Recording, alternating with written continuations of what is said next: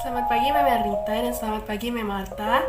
Sebelumnya saya mau berterima kasih kepada Mem Ernita karena telah memberikan saya waktu untuk membuat novel ini. Dan saya juga mau berterima kasih karena telah membantu saya dan membimbing saya dalam membuat novel ini. Nama saya Rahel Davita Natania Simanjuntak dari kelas 12 IPS 1. Kali ini saya akan meresensi novel yang telah saya buat.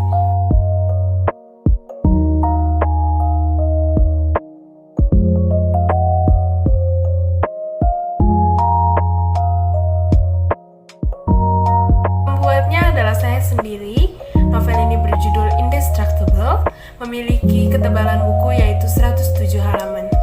Resensi dari novel Indestructible. Novel ini mengisahkan tentang salah satu siswi yang bernama Anna. Dia merupakan salah satu siswi yang lumayan pintar, tetapi tidak terlalu populer.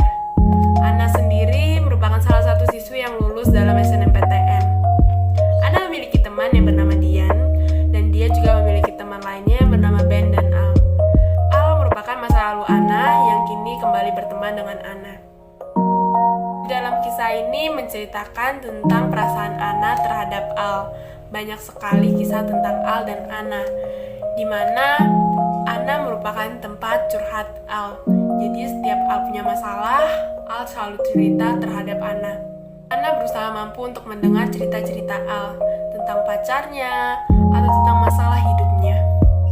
Walaupun dalam diri Anna sangat tidak suka mendengarnya, karena ia sering merasa bahwa dia hanyalah tempat pelampiasan Al. Suatu hari, Anna pergi bersama Al. Al mengajaknya pergi. Tetapi ternyata Al harus pergi ke tempat tongkrongannya dahulu, dan di sana dia bertemu dengan pacarnya. Anna melihat mereka berantem. Lalu Anna menarik Al dan menyuruhnya pergi dari situ. Mereka pergi bersama dan menghabiskan hari itu bersama-sama. Al sendiri sempat suka terhadap Anna, dan dia merasa nyaman karena bagi dia, Anna lah yang dapat mengerti dirinya. Tetapi ia tidak bisa kembali kepada Anna, karena dia tahu bahwa Anna bukanlah orang yang mau balik terhadap masa lalu.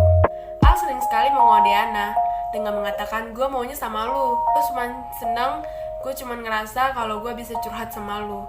Tetapi Anna sering kali mengelaknya, "Gue gak mau." Nah, di dalam cerita ini banyak sekali pertengkaran antara Anna dan Al, di mana Anna sendiri seperti yang saya katakan, Anna merasa sebagai pelampiasannya dan Al merasa bahwa Anna adalah rumahnya. Di dalam kisah ini, Anna merupakan salah satu anak yatim, yang dimana ia kehilangan ayahnya sejak SMP dan dia hidup bersama ibunya. Al sendiri berusaha menjadi sosok yang baik buat Anna sebagai pengganti ayahnya, Anna. Walaupun mereka sudah tidak bersama, tetapi Al selalu saja mampu membuat Anna tersenyum. Suatu hari, Anna terdiam. Anna sama sekali tidak pernah lagi ngobrol dengan Al, Ben, dan Dian. Anna fokus pada pendidikannya, sehingga mereka sempat lost contact. Hingga pada hari wisuda, akhirnya mereka kembali bersama, saling berbicara dan berinteraksi. Walaupun hanya hari itu saja, tetapi itu sudah berarti bagi Al, karena dia sudah lama tidak mendengar suara Anna. Setelah itu, mereka saling fokus satu sama lain pada pendidikannya. Anna yang fokus pada kuliahnya dan dia juga bekerja sambil kuliah. Suatu hari di kafe, Anna bertemu dengan Al. Tetapi Anna tidak menegur Al karena dia sedang fokus bekerja. Tiba-tiba Ben datang kepada dirinya dan Ben terkejut ketika melihat Anna bekerja di situ.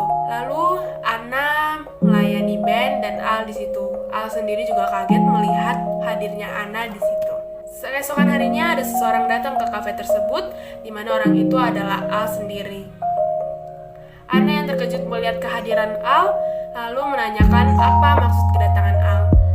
Akhirnya semenjak itu mereka dekat, dan di dalam kisah ini menceritakan tentang bagaimana kedekatan mereka kembali. Dan cinta lama pun bersemi kembali. Bagaimana ya endingnya? Dibaca aja deh. Kelebihan dari novel Indestructible adalah cerita yang saya angkat merupakan cerita yang pernah dialami kalangan remaja di dalam percintaannya, sehingga konflik yang ada tidak begitu berat.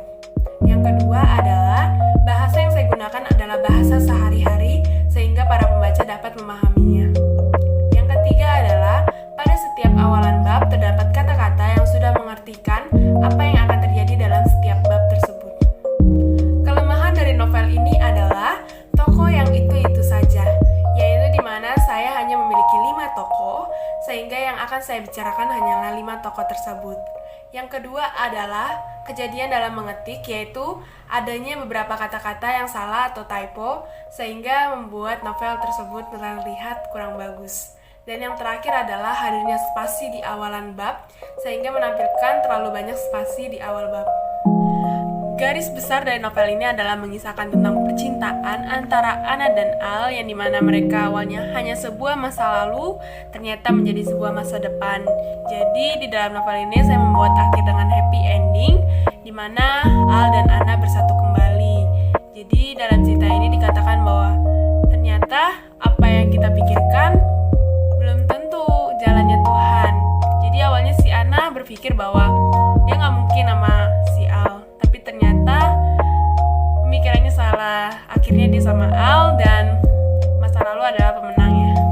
Saya merekomendasikan novel ini untuk kalangan remaja, apalagi yang sedang dalam percintaan. Jadi novel ini sangat bagus dan saya memberikan novel ini happy ending, bukan sad ending, sehingga para pembaca mungkin akan lebih senang dengan hasil happy ending dan kata-katanya juga gampang kok dimengerti. Jadi novel ini sangat recommended banget buat anak-anak kalangan remaja. Demikian video yang telah saya buat. Terima kasih Mem Ernita telah memberikan saya waktu untuk menjelaskan dan meresensi novel yang telah saya buat.